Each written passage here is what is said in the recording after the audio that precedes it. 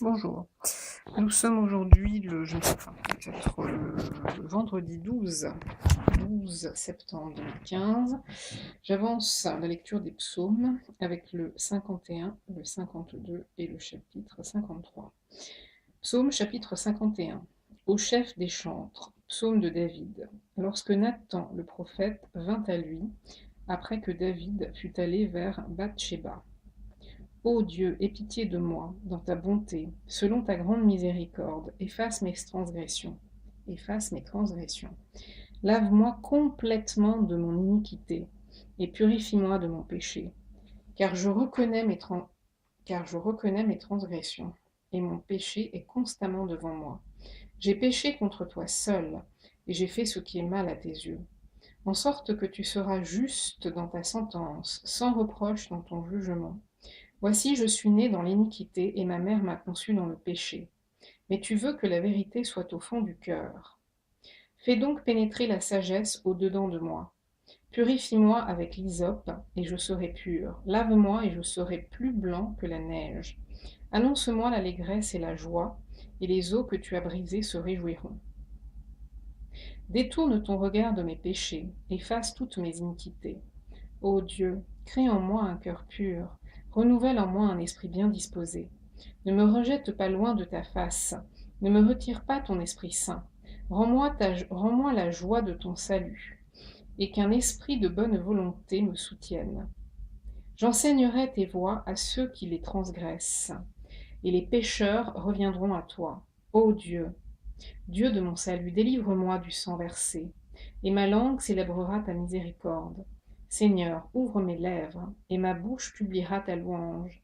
Si tu eusses voulu des sacrifices, je t'en aurais offert, mais tu ne prends point plaisir aux holocaustes. Les sacrifices qui sont agréables à Dieu, c'est un esprit brisé. Ô Dieu, tu ne dédaignes pas un cœur brisé et contrit. Répands par ta grâce tes bienfaits sur Sion. Bâtis les murs de Jérusalem. Alors tu agréeras des sacrifices de justice, des holocaustes et des victimes tout entières. Alors on offrira des taureaux sur ton autel. Chapitre 52. Au chef des chantres, cantique de David, à l'occasion du rapport que Doeg, l'Édomite, vint faire à Saül en lui disant « David s'est rendu dans la maison d'Achimélec. Pourquoi te glorifies-tu de ta méchanceté, tyran ? La bonté de Dieu subsiste toujours. Ta langue n'invente que malice. Comme un rasoir affilé, fourbe que tu es, tu aimes le mal plutôt que le bien, le mensonge plutôt que la droiture. Tu aimes toutes les paroles de destruction, langue trompeuse. Aussi Dieu t'abattra pour toujours. Il te saisira et t'enlèvera de ta tente. Il te déracinera de la terre des vivants.